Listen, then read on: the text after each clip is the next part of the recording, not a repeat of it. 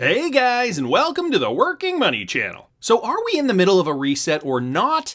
Is this happening to us underneath our noses? Do you think that there's even a way that this could happen where we don't feel the transition? And sometimes we see things in our world that we think, oh, maybe that's just a coincidence. But eventually all these coincidences build up. This from Brown Crypto Kid. October 17th, XRPL asset statistics, USD volume per second was 100 billion. Probably nothing. Okay, so, we can chalk this up as potentially a glitch, but take a look at this volume, okay? This is on the XRPL.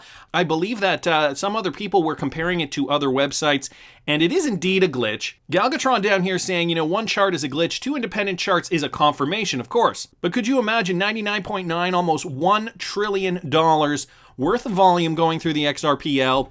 If we did witness this on two charts, I think that would be, at least for the XRP community, confirmation that something has indeed switched in the system, although this is not the case, at least not as of yet. So I wanted to thank Brown Crypto Kid for pointing that out. Other people have been sending me stuff, and it's interesting because a lot of it has to do with glitches in the system. This from Martin Volk. Euronext halts trading on all products due to tech glitch. So exchange operator Euronext experienced two technical glitches on Monday, one which froze morning transactions in Amsterdam, Brussels, Lisbon, and Paris, and another at the close when much of the key trading activity happens. So the glitches were the latest in a string of breakdowns this year on international exchanges, including a hardware failure in Tokyo. So they're just listing off some other glitches that have happened.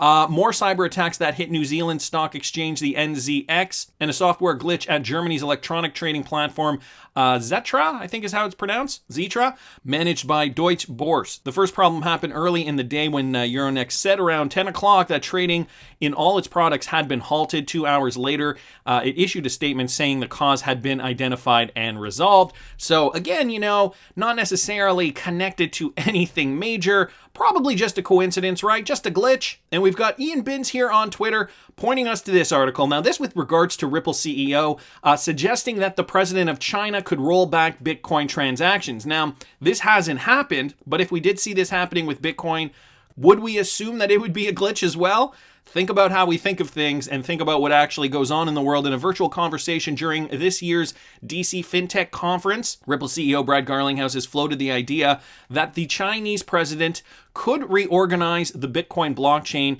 if he were to lose a huge sum of money in the top cryptocurrency. What happens if Premier Xi loses $1 million in Bitcoin? You don't think that the Chinese Communist Party has the opportunity to effect a change to the Bitcoin blockchain and make a reverse payment for the Premier's $1 million loss of Bitcoin that might have been hacked? His argument mirrors a controversial op-ed by Chris Larson. It had been widely criticized by Bitcoiners since it's practically impossible for the Chinese government to seize miners. So, Bitcoin in control of the Chinese government, if we were to see a transaction reversed, let's say in this hypothetical situation, would the masses consider it to be a glitch? Would we just go on with our lives, business as usual, thinking none of it? Probably just a coincidence. Well, guys, this is the world we're living in, okay?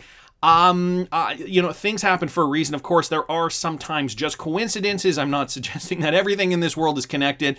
It is important to keep your eyes open and to maintain objectivity. Always be aware of your surroundings. Bitcoin right now trading at 11,900. It did see a huge surge over the last few hours, and even when I was preparing to do this video, I saw Bitcoin surge all the way up almost to 12,000 yet again. It topped out today at about 11,944 per BTC. So we're seeing that trajectory upward for Bitcoin. If we bring it here on the daily, we can see Bitcoin price continues to move up, okay, since the March lockdown. When Bitcoin hit lows it hadn't seen since December 2018. Now Bitcoin back up to almost 12,000 per BTC. Guys, this is going to be a bullish crypto market, I think, over the next year and a half, maybe even 2 years. When could we see 20,000? Well, I did a video just the other day, and this guy was predicting that we could actually see Bitcoin top out at 20,000, so meet all-time highs in only 3 months' time. So that would bring us to January 2021. I'll link that video up here in the top right-hand corner. If you guys haven't seen it yet, market is looking bullish. Okay, alts really aren't following Bitcoin at the moment, at least not XRP. XRP right now trading at about 24.5 cents, so just kind of coming out of this rut here. But I wanted to keep moving along. Lots has been coming out from DC FinTech Week.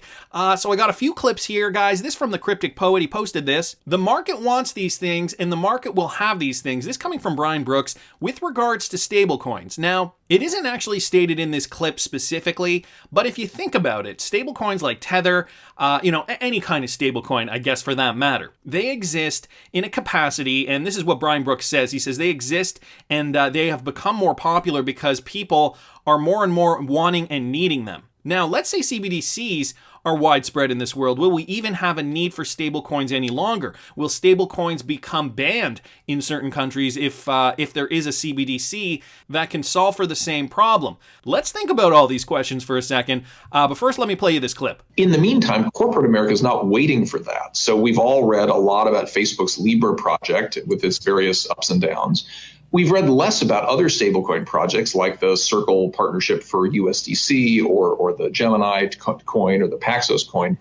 But if you look, Chris, over the last month or two, and you just look at the growth trajectory of these stablecoin projects, these have been doubling in market capitalization roughly every 60 days for the last 6 months. That's an incredible hockey stick asymptotic rate of growth, which tells us the market wants these things. And the market will have these things. So we can try to push back as long as we can, kind of like the taxi cab commissions did with Uber, and we saw how that ended. Or we can embrace it and say, look, the good parts of this are very, very good. And we need to come out now and get in front of it by saying, we're okay with these projects as long as they meet these parameters, and only outside the parameters are we going to have problems. We need to be clearer about that if we want to be competitive as a country and if we want to avoid bad outcomes as markets move in the direction they're going to choose.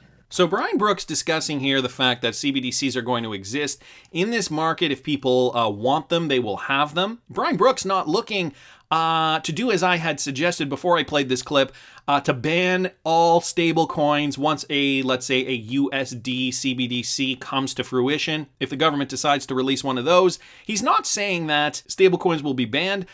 This clip particularly was just speaking to the point that cryptocurrency traders, people who are exchanging value with cryptocurrencies, see a big use case for stable coins. And so, you know what? The market will dictate what people want. Interesting clip brought to you guys by the Cryptic Poet here on Twitter. And did you guys see this? This from Mickey B. Fresh. Keep in mind, Flare was introduced to Ripple through Securitize over 2 years ago. Flare retweeted this Securitize article. So there's a connection there between Ripple and Securitize. And now Flare is retweeting this Securitize article. So just what Mickey B. Fresh was discussing here, Ripple and Coinbase invested in Securitize way back 2 years ago in November of 2018. And here's the article linked to that tweet. Security token firm Securitize is trying to become a broker-dealer and alternative trading system for digital assets, the company announced on Thursday. So the firm signed an agreement to purchase Distributed Technology Markets, a broker-dealer and alternative trading system registered with the U.S. Securities and Exchanges Commission and the U.S. Financial Industry Regulatory Authority, so FINRA and the SEC. As part of the acquisition, Securitize will also acquire Velocity Platform, a money service business with licenses in several states. Both DTM and Velocity Platform are owned by parent company Velocity Markets. Securitize added these registrations to its statuses as an SEC registered transfer agent in the digital asset space. So the details of the deal have not yet been disclosed, but guys, here is a quote from Securitize CEO Carlos Domingo. "We felt that an acquisition was the fastest route with less uncertainty. This will allow us to create a marketplace for secondary trading of private securities." So this would in fact allow broker-dealers in the United States and enable them to buy and sell securities both for themselves and for their clients, while alternative trading systems facilitate the trades. In 2019, FINRA sat on a dozen of broker-dealer applications for months, reportedly at the SEC's request. For a while, Securitize had assumed it wouldn't have to create its own marketplace for security tokens because of how the companies plan to become broker-dealers for the space. But Securitize has spoken with at least 40 companies now in the security token space who have folded or not launched their projects. Let's not forget, guys, this was around the ICO craze because a lack of understanding of the sector's regulatory complexity. So Securitize invested in by Ripple and now making large strides in what seems to be a landmark deal to become a broker-dealer and alternative trading system for digital assets. Wanted to thank Mickey B. Fresh for posting that. This was posted by James Rule, XRP on Twitter, guys. A new tool by XRP Ledger researchers is a must-try for every XRP enthusiast. Tired of endless scams? So you guys keep telling me you keep seeing scams all over the place. YouTube channels, Twitter. Well, apparently there is a new tool that tracks these scams. So here is the tool. With a new tool released by XRplorer.com, the resource tasked with the analysis of XRP ledger transactions disclosing XRP scams becomes easier than ever. Every user, so even users with no blockchain skills, can trace suspicious remittances and expose their possible beneficiaries. In a recent tweet, the team at XRplorer shared details of their newly released tool. An XRP hodler just needs to input the hash of the suspicious transaction to deobfuscate the possible path of XRP tokens. So I'm sorry, this is not for every single scam out there. It is just for suspicious transactions. I know I have personally received transactions on my ledger for like a minuscule amount of XRP that I had no idea was coming to me.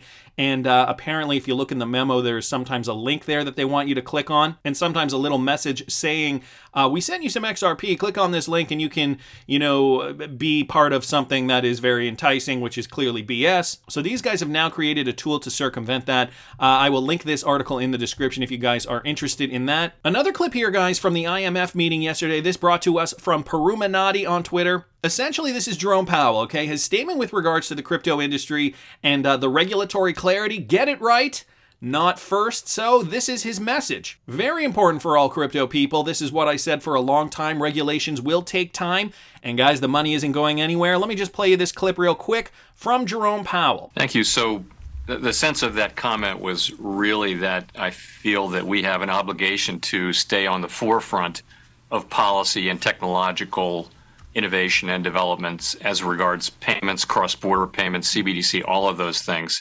rather than that I felt anything needed to happen quickly or imminently. In fact, I actually do think this is one of those issues where it's more important for the United States to get it right than it is to be first. Given the dollar's important role globally, it's essential that we remain on the frontier of research and policy development. The dollar is the world's principal reserve currency, and there continues to be large global demand for Federal Reserve notes.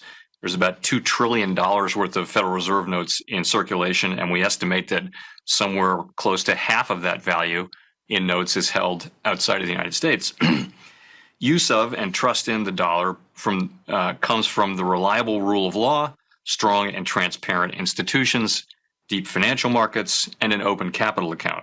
The basic takeaway there, though, with regards to the cryptocurrency regulatory clarity, CBDCs, as he mentioned in the clip, it's more important for the U.S. in this case not to be first, but to get it right. Because if we bungle it, there's no turning back. And as Peruminati says, the money isn't going anywhere. I still worry that the United States will be left behind if, the regulatory clarity sits on the back burner for too long. I mean, it can't be good if we're living in a world where the rest of the world has taken off and we're left behind using old clunky technology. I can maybe liken it to this analogy. Maybe some of you guys will understand. I'm a video content producer in my real life, a freelancer. I'm a videographer, editor. As you guys probably know, sometimes I talk about the films that I'm directing and writing. And so in terms of my work and to appease my clients, I always have to keep my equipment up to date. If there ever comes a point where a client wants something and I can't facilitate what they want because my equipment is too old, do you think that client will call me back? Probably not, right? If they can find something similar out there that costs the same amount, that is more efficient, they're probably going to go with the next guy. So that means I have to keep up to date with my equipment, my gear, and my client services. And so the same thing, to a degree, I think is true for the United States. Keeping up to date with the technology, obviously the USD is the global reserve currency, and that apparently isn't going to change anytime soon. I wanted to thank Peruminati for posting that. Another clip here, guys, from the Cryptic Poet. This again from the DC FinTech Week. Brad Garlinghouse has just said Ripple continues to sign up about 2 new customers weekly on average. So despite all this, despite the fact that the U.S. is still lacking with regards to cryptocurrency regulatory clarity, banks are still signing up with Ripple. And Ripple, I'm feeling, is like, you know what? We've got all these clients that we want to serve. Let's get on with it already so that we can be number one in the space in the United States. Here's a clip with Brad Garlinghouse from DC FinTech Week. At us in a very, very positive way. And in some way, it's made our jobs harder. At the core, a big part of what Ripple does is, we sell financial technology. We sell that underlying kind of plumbing to financial institutions, banks, payment providers. And, that certainly, we continue to sign up a lot of new customers and still averaging kind of, about 2 a week, which is great. But, that is a little bit slower than we were at the beginning of the year in January. And, that is a lot because you can't show up to the Bank of Chris and the Bank of, FinTech Week or whatever we want to call it. That makes the sales process a little higher friction. Now, on the other hand, the dynamics of the pandemic have highlighted some of the huge gaps in our financial infrastructure. From moving from cash to digital. I think it highlights how some of the unbanked and underbanked have been left behind by what's happening globally. And so that coupled with, massive inflation of fiat currencies, that's really good for the crypto industry at large. It's not at all a surprise to me to see that the broader crypto market overall, according to, the sources I think you and I both looked at, it's up somewhere around 90% this year. And I'm pretty bullish about what the next year or 2 or 3 looks like for the crypto market at large. And that's largely because when you print as much fiat stimulus, fiat currencies as we're seeing globally, that will lead to inflation. It does devalue those fiat currencies. And so I think that you obviously gold doing very well, you see crypto doing very well, and I think that'll continue to be the case. So there you go, guys. Not only is Brad Garlinghouse saying Ripple is still signing up about 2 new customers weekly on average, Brad Garlinghouse is indeed bullish on the crypto market as he is realizing that, the Fed keeps printing money and cryptocurrencies like Bitcoin are going to do well in the coming years. Now, we have seen Bitcoin pull back a bit since I started this video. Right now, trading at about 11,769. We are going to see this fluctuation continue, but I don't doubt that we could see Bitcoin reach new all-time highs in 3 months' time. So the first month actually of 2021. If we saw Bitcoin retrace to 20,000 per BTC, I would not be surprised. So status quo, everything is on track for Ripple. They're still signing up new clients. As you heard Brad Garlinghouse say, it has slowed down a bit since the beginning of the pandemic, but I don't think it has anything to do with what Ripple is doing specifically. More particularly, it probably has to do with other companies and their plans to continue services throughout this pandemic. How is it affecting other businesses? And also the regulatory clarity. When can we leverage XRP to its fullest potential? Well, I saw this, guys. This is a tweet thread started by XRP Darren at Fame21More on Twitter, asking Joel Katz a question here. Joel Katz, the G20 has published a cross-border roadmap. A global stablecoin is coming. Is there room for a global stable CBDC and XRP? There has been little details about GSC. What are your thoughts about it? I'm just going to skip down to David Schwartz's response down here, guys. I will link this tweet thread in the description, of course. I don't think there's going to be one world fiat anytime soon. This coming from David Schwartz. So even with stablecoins, there will be a lot of them.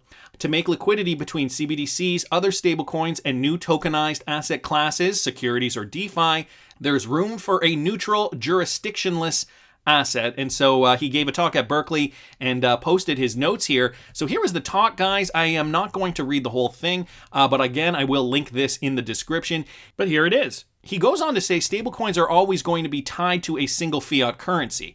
There probably is not going to be one winner at the end of the day, and there definitely won't be a single stablecoin or a single fiat currency for that matter that everyone uses anytime soon. So he's not ruling it out altogether, just not anytime in the immediate future. The US dollar has been the world's reserve currency since the Bretton Woods Agreement in 1944, but as we've seen, particularly this year, that status is weakening. David Schwartz understanding, obviously, the economics surrounding this. So reserve currencies and jurisdictions, I don't think the USD being fully replaced as the world reserves currency is likely in the near term or even over the next few decades, but its position is becoming more precarious because of several reasons.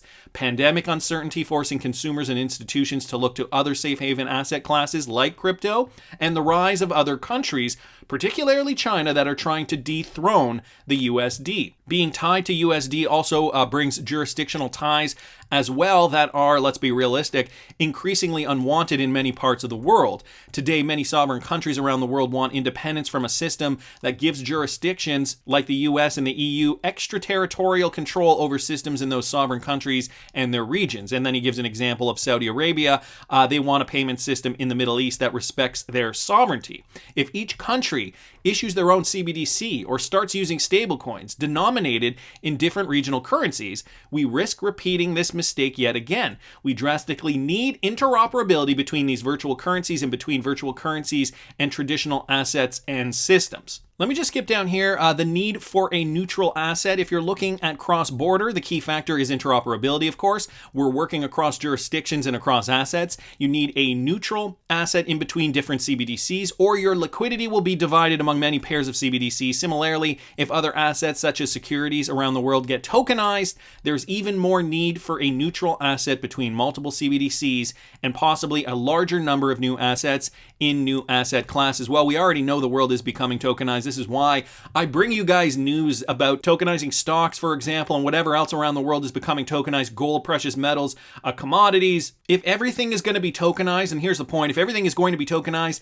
XRP is already positioned to move that value around. This is what David Schwartz is saying here. So a central bank is not going to issue a digital asset that behaves like BTC, XRP, or Ethereum. These are neutral assets that should remain free from single jurisdiction and control. CBDCs are not going to usurp the role of universal settlement assets. You need a neutral asset going in between CBDCs, serving as a settlement asset across jurisdictions, accepted by all because everyone accepts that they can't get the whole world to use one asset they control, and so an asset nobody can control is better than one controlled by one of their geopolitical competitors. So this is just it, guys, with XRP, with other cryptocurrencies, sovereign cryptocurrencies. XRP is just positioned to do this better than Bitcoin and Ethereum. Just going to go down here, XRP and the XRP ledger. It can't just be one network, and if there's one network at the hub, that network has to be built for that role, with interoperability taking priority over everyone to do things our way.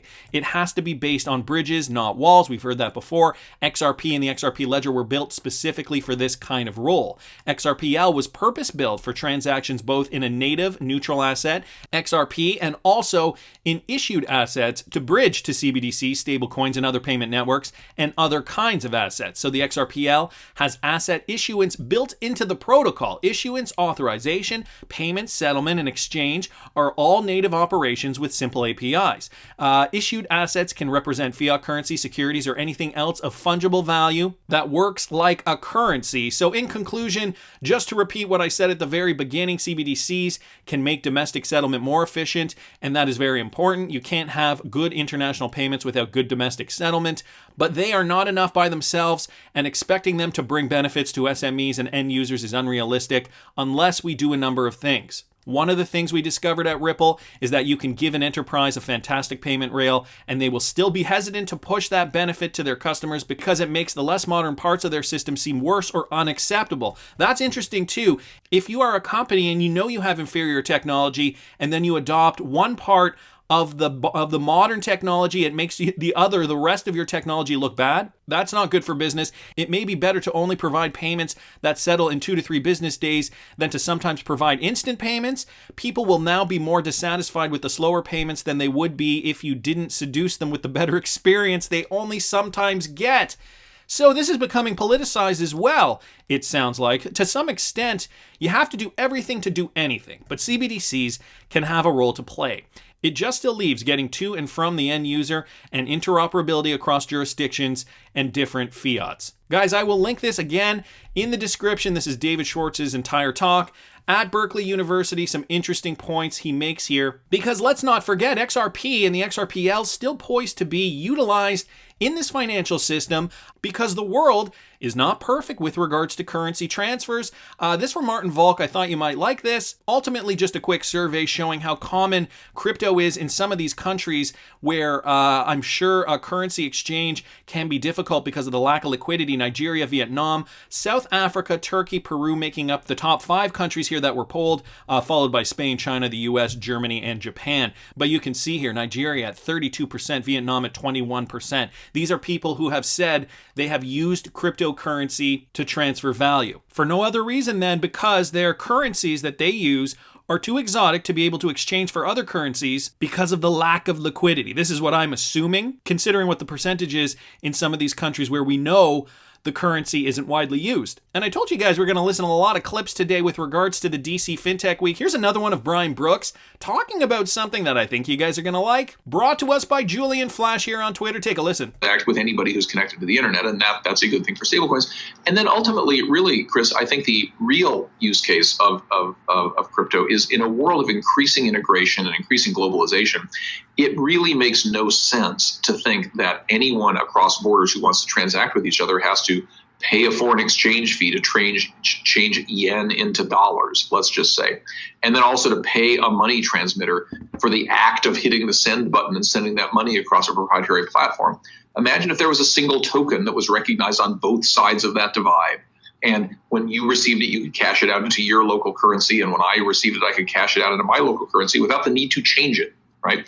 Those kinds of things occupy so many trillions of dollars of friction in the system that it's, when people say there's no killer app to crypto, I sort of think, no. The killer app of crypto is the simplest application, which is avoiding frictions. That's what it's all about, much as the internet did for sending information. Brian Brooks clearly has it in his mind that there is going to be a currency that is going to remove friction from cross-border payments. Now, Crypto Solo down here wondering, is he talking about XRP, XLM, or both? So this is an interesting question. Maybe XLM could be part of this financial system. As we know, there isn't going to be just one payment system that rules them all. We're not going to have a system where there is a monopoly.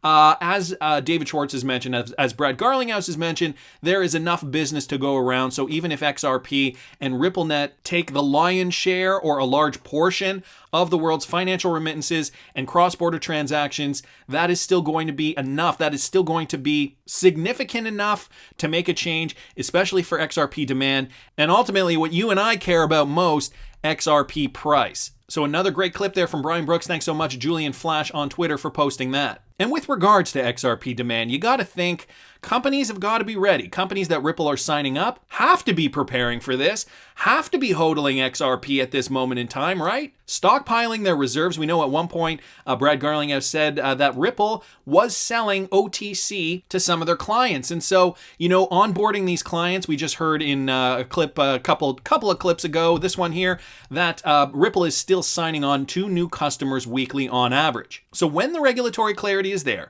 when we have the go-ahead to move, these companies are going to need XRP to facilitate these payments. And just to give you guys an idea of what's been going on for the last 2 years, I found this out. So, we've all seen this. This is the rich list statistics where you can check where you fall with regards to your XRP wallet. So if you hold more than 155,000 XRP, you fall within the 0.5% of XRP hodlers in the space. It always amazes us to look at this number, though, up here, the 0.01%, with a balance of over 23.2 million XRP.